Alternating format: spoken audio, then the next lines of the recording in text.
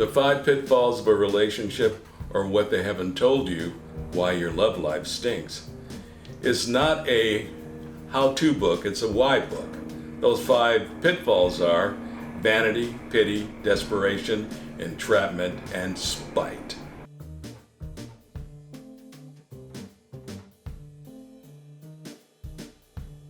Hi, I'm Dr. LeGrand Mason Jr. I'm a psychologist, life and relationship coach, and author.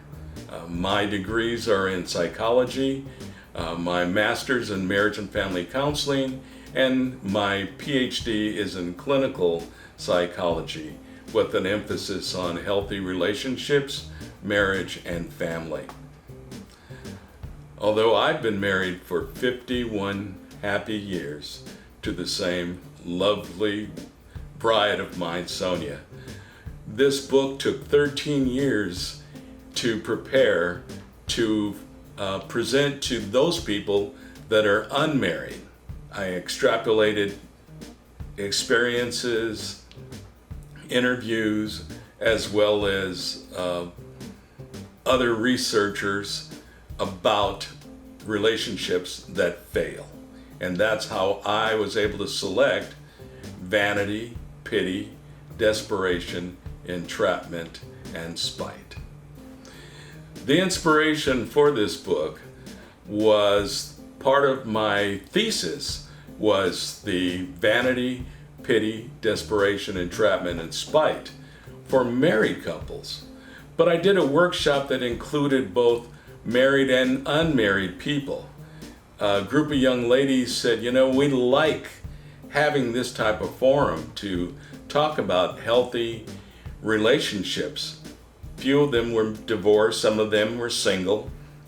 And they said, we would like it if you would do something just for non-married people. They didn't want to call themselves single. They wanted to be related, called unmarried. So that's when I switched it, and I made this book directed at people that are not married and people that are not in committed relationships. Those folks that have found themselves serial dating or in failed relationships. What I've discovered preparing this book is that there are some relationships in terms of the modalities of being married or not being married. I put myself in from a clinical aspect about how people are not having successful relationships. Vanity, which is the superficial pitfall. It's all about the outside, about what a person looks like. Pity is the feel sorry for pitfall, where someone just takes pity or feels sorry for someone and allows them to act in a way that is not morally or even not morally proper. The third one, which is desperation, is the settle for anybody pitfall. Anybody, anything, and you drop your standards.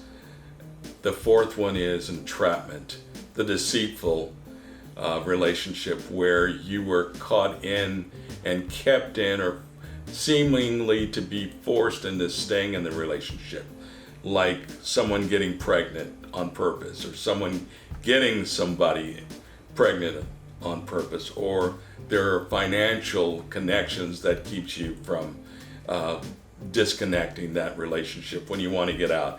And the fifth one, spite, is when you see all of the warning signs that tell you this relationship is not going to work. Get out. That is spite. You stay in thinking you can change someone. Chances are very good they never change, and all you have is a stinking relationship. One of the things that I pride myself about this book, it's not a how-to. This is why. This is when people should read each pitfall, discern from it personally, find out why they have continued to have unsuccessful relationships. The chances are extremely good that at least one of these pitfalls are going to be your continuing contribution to unsuccessful relationships. People should read the parable of Alvin, where Alvin was a dear boyhood friend of mine, and he used to love to come to my neighborhood. There's a whole story on how he would get there. Come to find out, Alvin would enjoy coming to my neighborhood, playing with all the kids in my block, and though he didn't live in the area, he had to trek through other folks' backyards to quickly get to my house. Often he didn't know what the back of my house looked like, so people in the 50s and the early 60s, everybody had a dog. If you ran through somebody's backyard who had a dog, you're going to step on something. And stepping in that, you brought it with you. Poor Alvin, I don't care, every wrong home he went to, he would see one of the kids familiar dash into the house only to bring that dog poop with him. Some people do that in their relationships. They continually go through relationship after relationship and bring the old poop with them into that next relationship. The chances are there are many other pitfalls that we can all kind of define and just pick through. But I chose these because through my own study, as I mentioned, the 13 years of putting this together, that 13 years, of course, being candid, there's some procrastination in there as well. But I found by having and kind of recapturing some of the interviews that I had with different people, friends, family, co-workers, affiliates, associates who would talk about their relationship, these fit very, very well. It was either because of vanity, it was either because of desperation, it was either because they got caught in, there was entrapment, they were deceived, or they decided they could change that other person.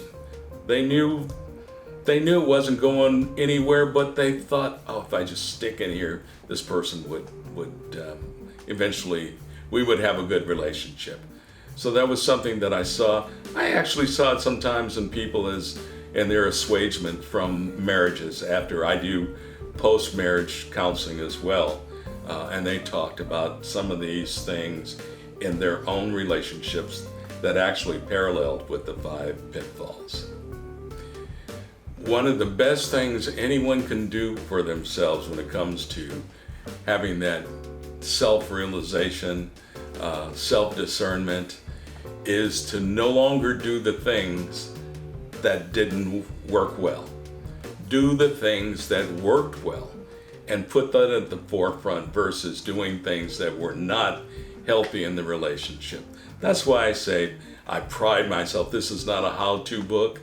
That might come next, but there's so many other authors out there that are clinicians and celebrities, poets that are always giving these wonderful 300-page books on how to do something, and it comes down to that was their experience. There are some celebrities that have written books and they've had 3 or 4 or 5 failed marriages, let alone all of the failed relationships they had in between that.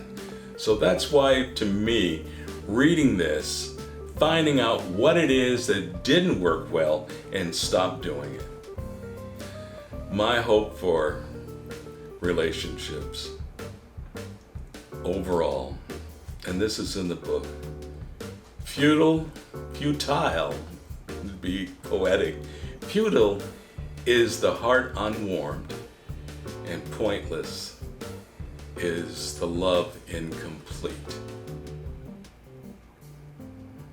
Everyone deserves to have a wonderful, healthy relationship, even if it's for a short period of time.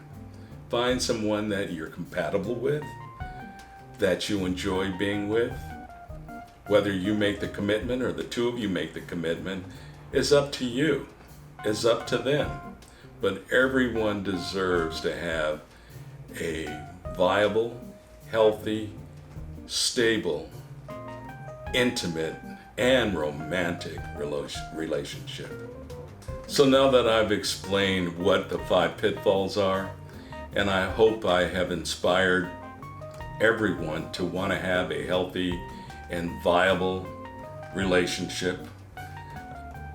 It all boils down to, how do you recognize these 5 pitfalls, and how will you avoid them?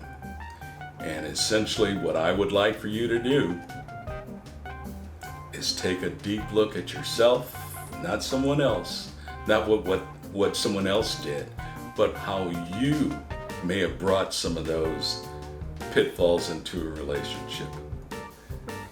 Now you know why your love life stinks.